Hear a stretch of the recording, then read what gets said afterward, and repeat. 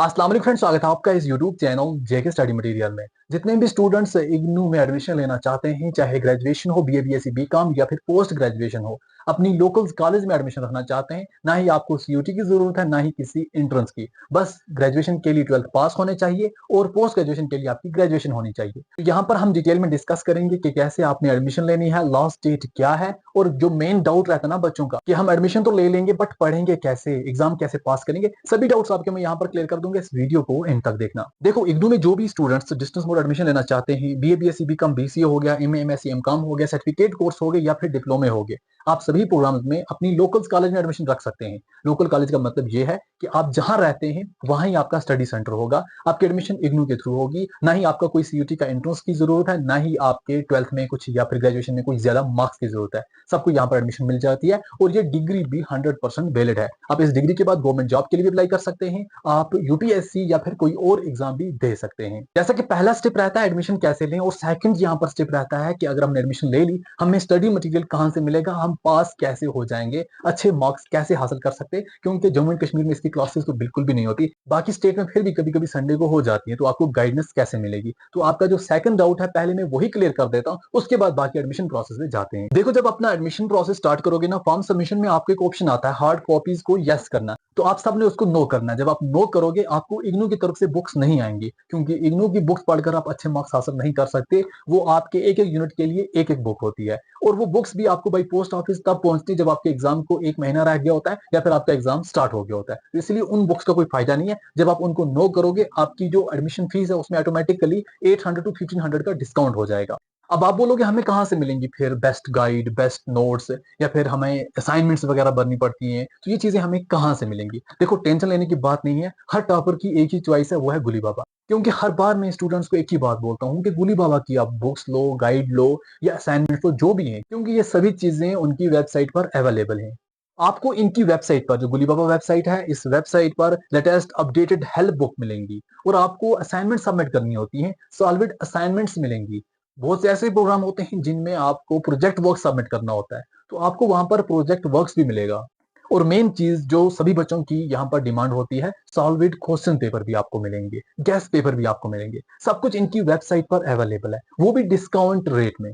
Self study के लिए गुली बाबा की बुक्स जो हैं वो 100% परफेक्ट रहने वाली हैं आपके लिए। ऑलरेडी पूरे इंडिया में लाखों स्टूडेंट्स इसका इस्तेमाल कर रहे हैं, इवन कि जम्मू एंड कश्मीर में भी बहुत से स्टूडेंट्स इसका इस्तेमाल कर रहे हैं। मुझे लास्ट कुछ ईयर से जो भी कोई बोलता है कौन सी बुक लाएं, तो मैं इनको यही रिकमेंड करता हूँ, क्योंकि ज्यादा पैसे भी वेस्ट नहीं होते। आप मार्केट में जाएंगे कोई भी बुक अगर आप लेने के लिए, तो उसकी जो यहाँ पर रेट है ना वो हाई होती है, और इनकी जो बुक्स हैं आपको 50% पहले ही डिस्काउंट होता है। कोई 300 की बुक्स है वो आपको ऑटोमेटिकली 150 में मिलेगी, पहले से एडवांस में ही इनका 50% सबके लिए डिस्काउंट है। उसके बाद अगर आप ज्यादा बुक्स लेंगे और डिस्काउंट मिलता रहता है। अगर आप कूपन कोड भी यूज करेंगे जीसीओ, आपको और डिस्काउंट मिल जाएगा।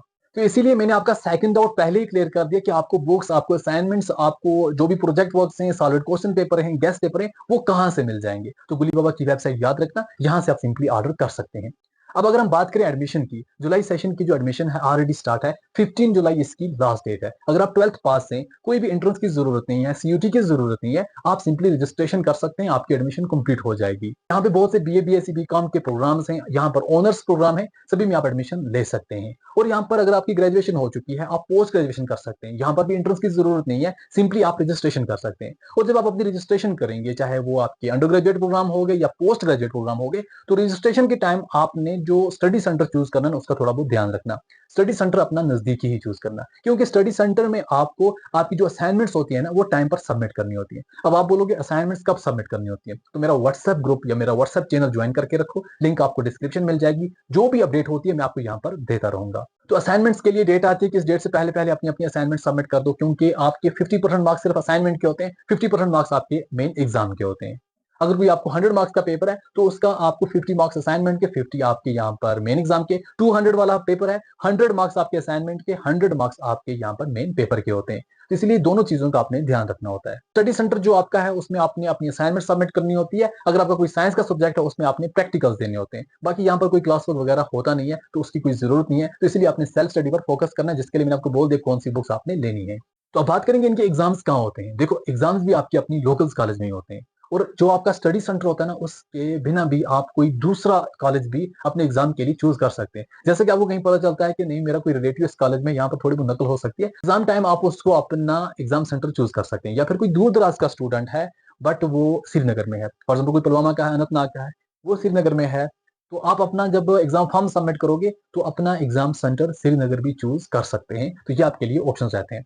और इग्नू की डिग्री सेम बाकी कॉलेज की डिग्री की तरह होती है। जैसे आपने ग्रेजुएशन इग्नू से की या फिर कश्मीर यूनिवर्सिटी, क्लस्टर यूनिवर्सिटी से की, आप दोनों के बाद अगर कोई यहाँ पर एग्जाम आता है जॉब को लेकर कि आपकी ग्रेजुएशन होनी चाहिए, आप इस जॉब के लिए अप्लाई कर सकते हैं, तो इग्नू वाले भी अप्लाई कर सकते हैं और बाकी कॉलेज वाले भी अप्लाई कर सकते हैं, इसमें कोई मसला नहीं है। इस वीडियो को अपने बाकी फ्रेंड्स तक भी शेयर कर देना ताकि उन तक भी इन्फॉर्मेशन पहुंच सके। और इस वीडियो को देखने के लिए थैंक यू सो मच।